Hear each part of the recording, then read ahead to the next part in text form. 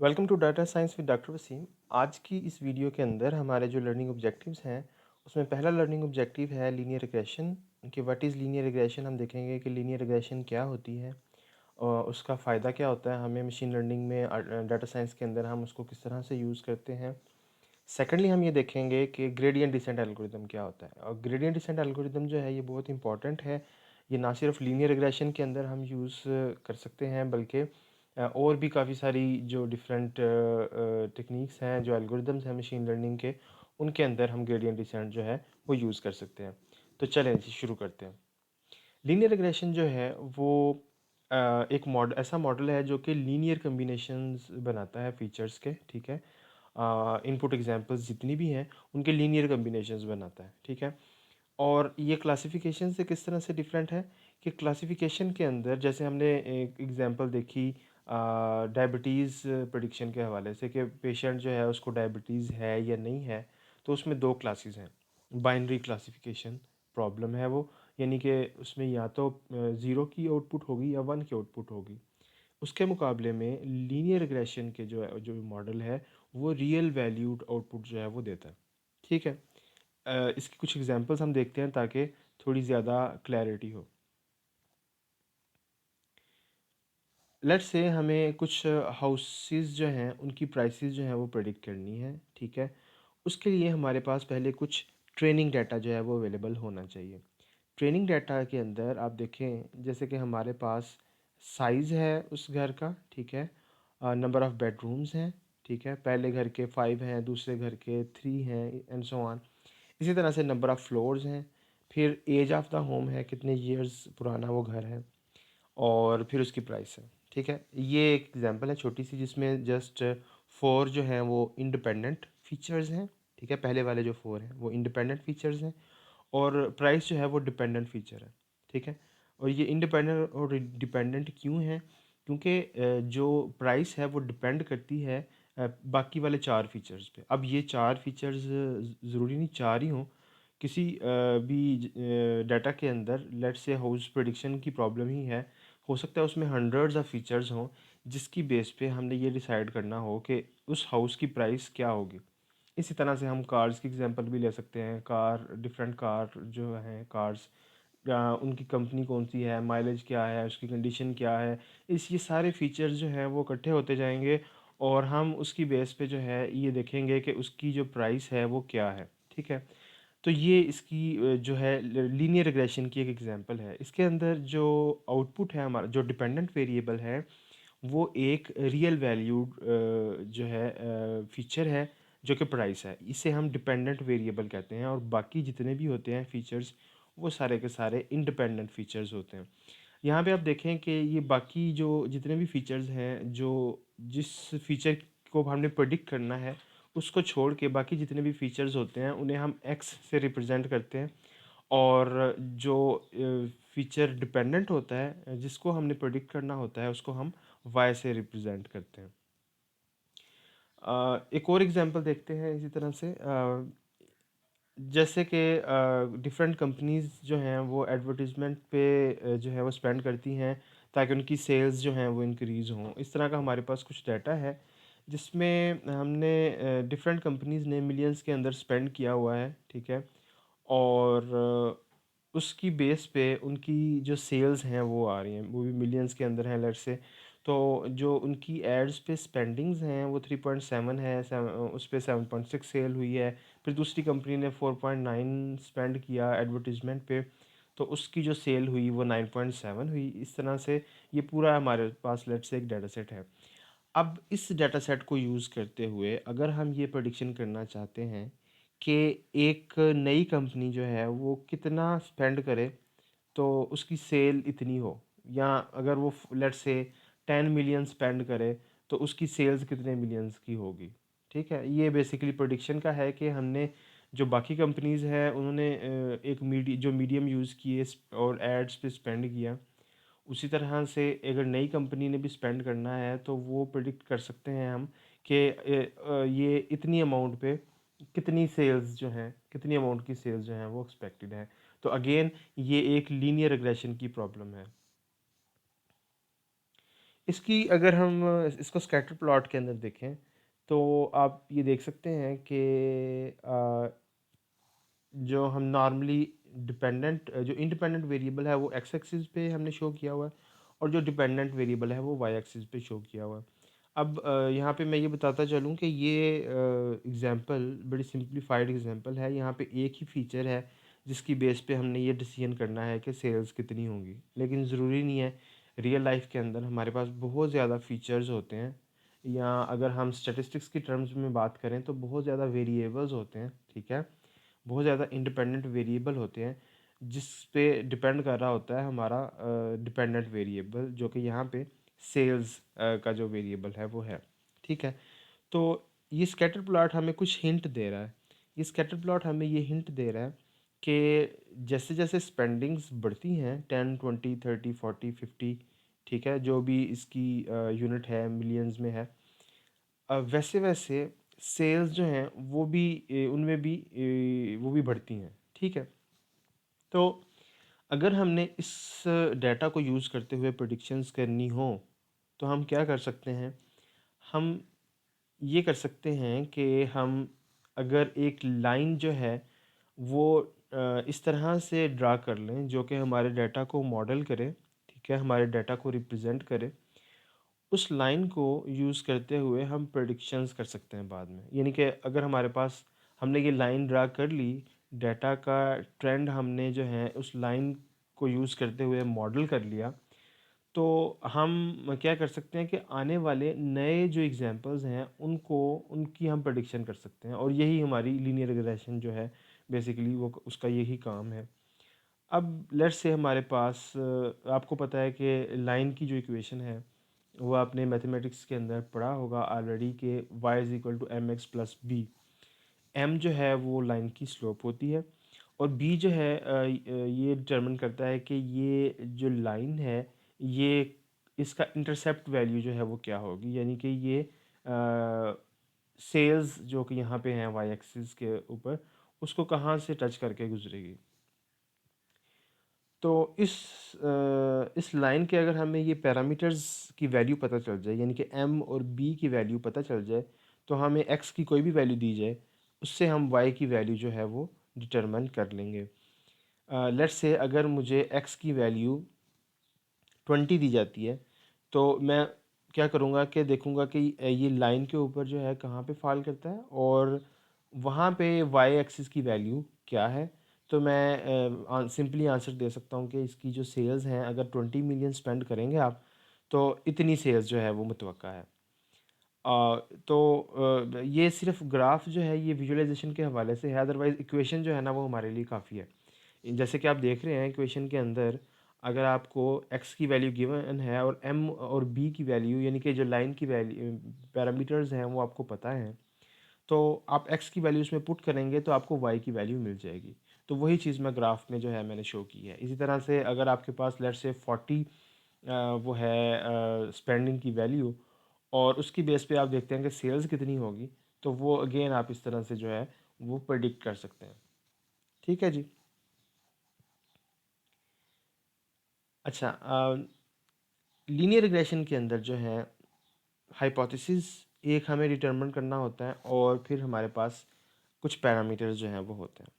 अगर तो हमारे पास एक ही फीचर है जैसे हमने पिछली एग्जांपल के अंदर देखा, तो उसका जो हाइपोथेसिस होता है उसे हम ऐसे डिफाइन करते हैं एम एक्स प्लस बी। जैसे मैंने आपको अभी पिछली स्लाइड के अंदर भी आपने देखा कि जो उसकी लाइन है उसकी जो इक्वेशन है वही हमारा हाइपोथेसिस है। हाइपोथेसिस ये है कि हमारा बेसिकली जो मॉडल हम बनाना चाह रहे हैं उसको हम पहले उसको गेस करते हैं कि एक स्ट्रेट लाइन बनेगी। हो सकता है वो स्ट्रेट लाइन ना भी बन रही हो, वो कर्व भी बन रहा हो, लेकिन अभी हम for the sake of simplicity हम ये देखते हैं कि लीनियर रिग्रेशन के अंदर लीनियर रिग्रेशन जो है वो लीनियर कम्बिनेशन ही होता है, तो वो एक स्ट्रेट लाइन ही होती है, ठीक है। तो वो उसकी जो इक्वेशन है वो एम एक्स प्लस बी ही बनेगी।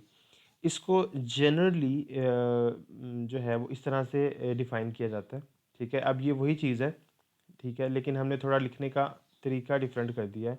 हमने जो पैरामीटर्स हैं उनको थीटा ज़ीरो और थीटा वन से रिप्रेजेंट कर दिया है, ठीक है। और जो हमारा हाइपोथेसिस है वो उसको डिटरमिन करता है थीटा, और साथ में हमारे पास एक्स का जो कुछ वैल्यूज़ होती हैं। तो ये हमारा हाइपोथेसिस जो है वो डिफाइन हो गया। इसको हम फर्दर जनरलाइज भी इस तरह से कर सकते हैं कि अगर हमारे पास काफ़ी ज़्यादा फीचर्स हों, इसके अंदर पैरामीटर जो है हमारे थीटा ज़ीरो और थीटा वन है।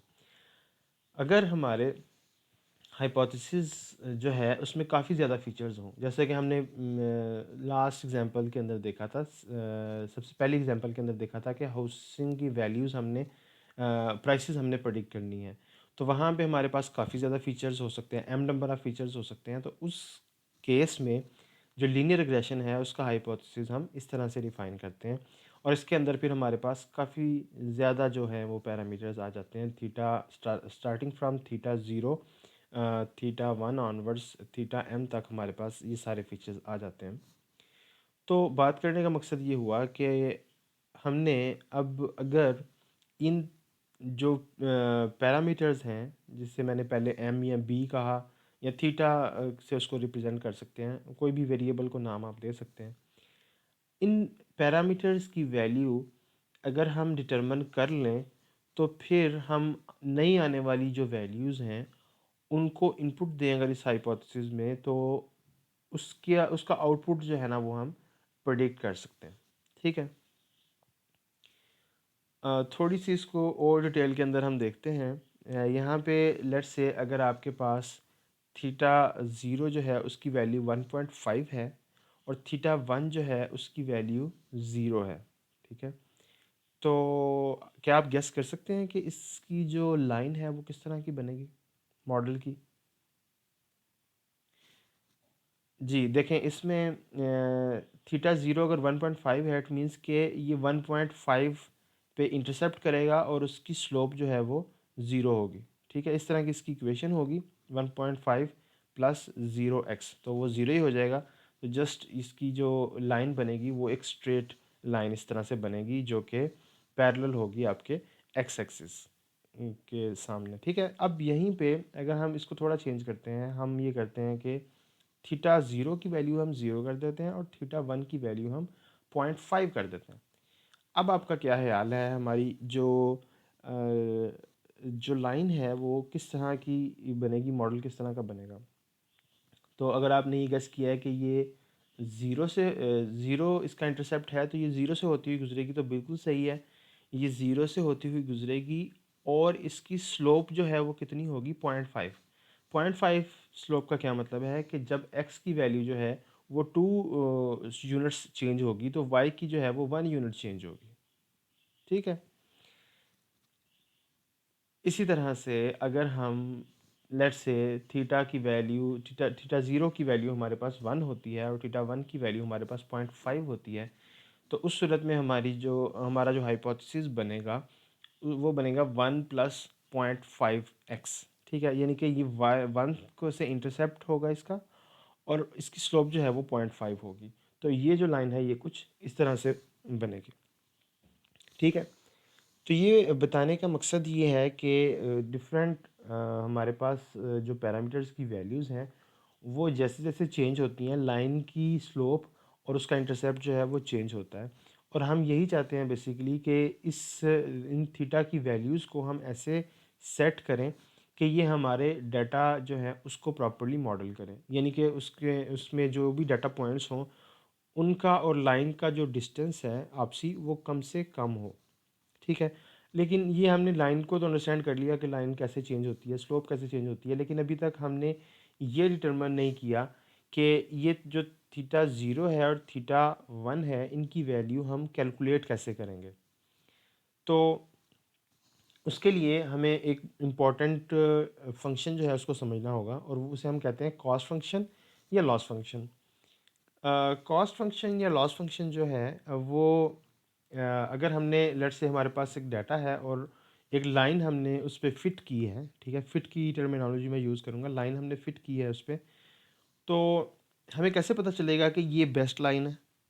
ठीक है, हमने अगर थीटा की वैल्यू जो पैरामीटर्स हैं उनकी वैल्यू हमने डिटरमिन करनी है, तो उसके लिए ज़रूरी ये है कि हमें पता तो चले कि ये लाइन जो है हमारे डाटा के लिहाज से अच्छी है, या ये वाली लाइन दूसरी कोई लाइन जो है वो अच्छी है। ठीक है।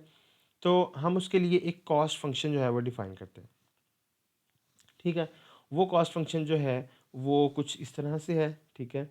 इसमें लेट्स से अगर आपके पास 2 पैरामीटर्स हैं जो कि इंटरसेप्ट है और स्लोप है, तो उस पे ये जो कॉस्ट फंक्शन है ये डिपेंडेंट होगा। इसमें हम कर क्या रहे हैं कि हम जो y की एक्चुअल वैल्यू है, ठीक है? x के मुकाबले में जो y की एक्चुअल वैल्यू है, उसको उसमें से माइनस कर रहे हैं हम हाइपोथेसिस की हमारी वैल्यू, यानी हमारे हाइपोथेसिस ने क्या वैल्यू दी है हमें और एक्चुअली y की क्या वैल्यू आनी चाहिए थी, ठीक है? तो उसको हम जब माइनस करते हैं उसका हम फिर स्क्वायर ले लेते हैं, ठीक है? और फिर उसको हम सम करके उसकी एवरेज जो है वो ले लेते हैं। एन जो है वो नंबर ऑफ़ डाटा पॉइंट्स है हमारे पास, ठीक है जी। तो इस तरह से हमें पता चल जाएगा कि अभी जो लाइन हमारे पास है उसकी जो है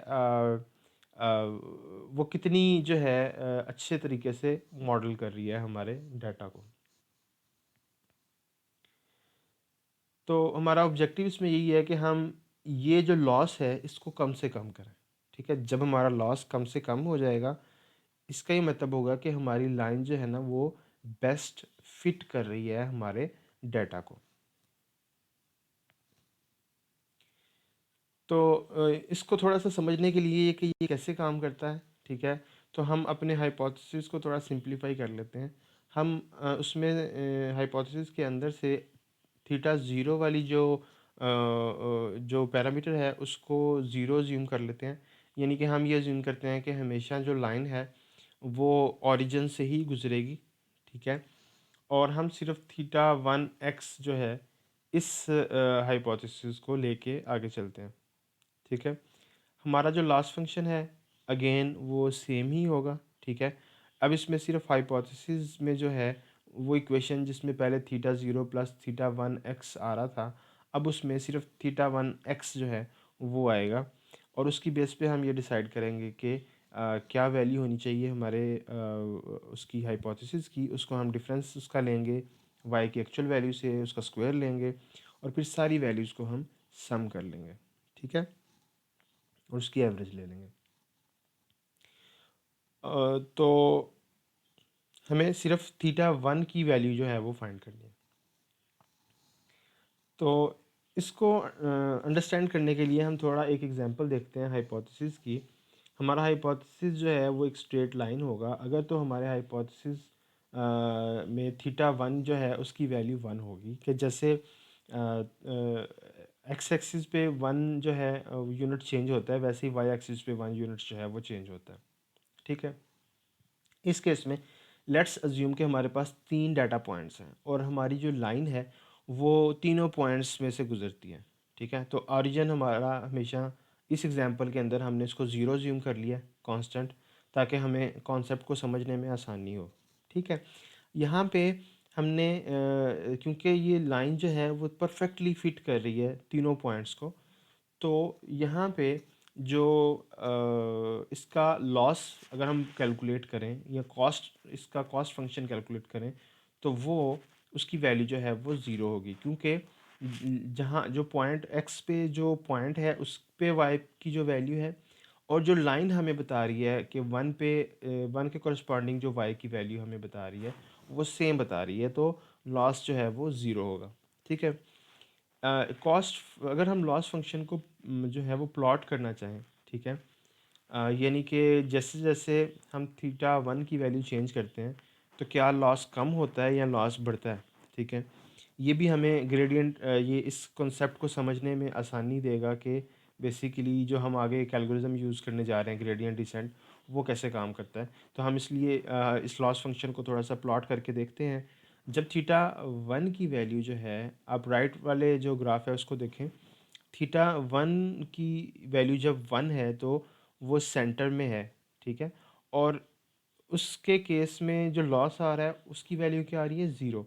तो हम कहाँ पे प्लॉट करेंगे पॉइंट, हम प्लॉट करेंगे यहाँ पे, ठीक है? अब देखें यहाँ थीटा वन की वैल्यू जब वन होती है तो लॉस जो है वो उसकी वैल्यू ज़ीरो है, ठीक है? आगे चलते हैं जी। अब लेट्स से हमने थीटा जो 1 है उसकी वैल्यू हमने 0.5 रखी, ठीक है? तो इस सूरत में जो हमारी लाइन होगी अगेन ओरिजिन से गुजरेगी, क्योंकि थीटा ज़ीरो तो हमने कांस्टेंट रखा हुआ है, उसकी वैल्यू हमने ज़ीरो रखी हुई है। अब यहाँ पे अब लॉस जो है वो बढ़ जाएगा, क्योंकि देखें जो एक्चुअल उसकी पॉइंट, जैसे वन पे जो पॉइंट है एक्स मैंने क्रॉस लगाया हुआ है, तो वो पॉइंट पे जो वाई की वैल्यू आनी चाहिए थी वो वन आ रही है, लेकिन एक्चुअली हो क्या रहा है कि वन पे जो अगर लाइन को देखें हम, तो वन पे अगर सीधा ऊपर जाए तो लाइन जो है वो वन तक नहीं जा रही, वन से नीचे कम ही कोई वैल्यू आएगी। ठीक है, इसका अगर हम लॉस कैलकुलेट करें तो ये वन पे लेट से लाइन वन के करस्पॉन्डिंग लाइन की वैल्यू वाई एक्सिस पे देखें तो वो 0.5 आती है। तो उसको माइनस किया, इसी तरह से टू के अगेंस्ट जो है वो वन आ रही है, तो उसको माइनस किया, थ्री के अगेंस्ट 1.5 आ रही है, उसको माइनस करके स्क्वायर करके उनका सम ले लिया, उसकी एवरेज ले ली, तो वो 1.16 उसकी वैल्यू आती है। तो उसको अगर हम प्लॉट करें तो वो कुछ इस तरह से आएगी कि 0.5 जो है उसके करस्पॉन्डिंग 1.16 की जो वैल्यू है वो आएगी। ये थोड़ा सा पॉइंट जो है वो ऊपर है शायद, लेकिन ठीक है, समझने के लिए, हमारी अंडरस्टैंडिंग के लिए इट्स फाइन। आगे चलते हैं हम थीटा वन की वैल्यू जो है वो अब ज़ीरो सेट कर लेते हैं। ज़ीरो सेट करने का क्या मतलब है कि एक तो थीटा ज़ीरो की वैल्यू पहले ही ज़ीरो है, वो ओरिजिन से गुजरेगी, और थीटा वन की वैल्यू ज़ीरो होने का ये मतलब है कि अब इस लाइन की स्लोप जो है वो भी ज़ीरो होगी, तो वो सीधी एक्स एक्सिस के साथ साथ रहेगी। यानी कि आप जैसे कि देख रहे हैं यहाँ पे आपको नज़र आ रहा होगा कि एक्स एक्सिस के ऊपर बिल्कुल लाइन जो है ना अब नज़र आ रही है। तो अब लॉस और बढ़ जाएगा, क्योंकि अब देखें कि इसकी वैल्यू अब डिस्टेंस जो है ना वो लाइन का और पॉइंट्स का और बढ़ गया है। ठीक है, तो इसलिए लॉस फंक्शन अगर हम कंप्यूट करेंगे तो उसकी वैल्यू 4.7 आएगी। ठीक है, तो अगर इसको हम प्लॉट करें तो अब अगेन ये ज़ीरो पे इसकी वैल्यू 4.7 कुछ इस तरह से आ जाएगी। तो ये जो ग्राफ बन रहा है, अगर हम इसको और इसमें वैल्यूज़ लाइन को के पैरामीटर्स को चेंज करते जाएं और डिफरेंट वैल्यूज़ को देखें, तो ये कुछ एक बाउल की शेप का जो है ये लॉस फंक्शन का ग्राफ जो है वो बनता है।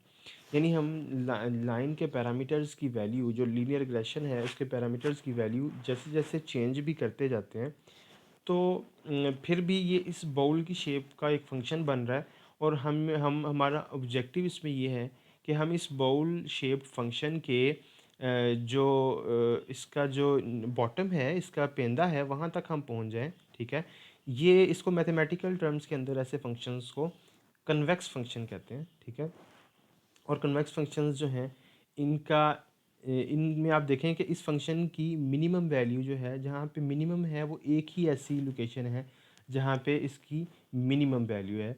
तो इसका मिनिमा जो है वो हमेशा एक ही होता है, ज़रूरी नहीं है वो ज़ीरो हो, लेकिन वो कोई मिनिमम वैल्यू जो है वो हमारे पास आ जाएगी।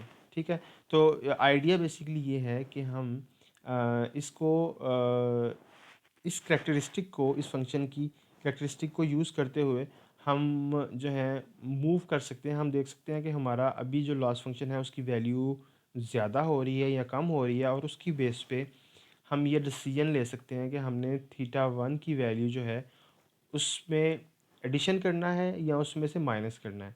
और यही हमारी लर्निंग है कि हमने अगर थीटा वन की वैल्यू लर्न कर ली, या थीटा ज़ीरो की वैल्यू भी हम फिर इसी तरह से लर्न कर सकते हैं। अगर हमने इन पैरामीटर्स की वैल्यू लर्न कर ली तो लाइन हमारी जो है वो फिट हो जाएगी, बेस्ट फिट हो जाएगी हमारे डाटा पे। ठीक है, तो इसके लिए हम ग्रेडियंट डिसेंट एल्गोरिदम जो है वो यूज़ करते हैं। ग्रेडियंट डिसेंट एल्गोरिदम क्या करता है? ग्रेडियंट डिसेंट एल्गोरिदम के अंदर हम रिपीट करते रहते हैं जब तक कन्वर्जेंस नहीं हो जाती। कन्वर्जेंस का ये मतलब है कि हम एक जगह पे जाके हमारा जो लॉस फंक्शन है वो एरर बहुत कम देना शुरू कर देगा, बहुत मिनिमम चेंजेस आएगा उसके अंदर। ठीक है, लॉस के अंदर।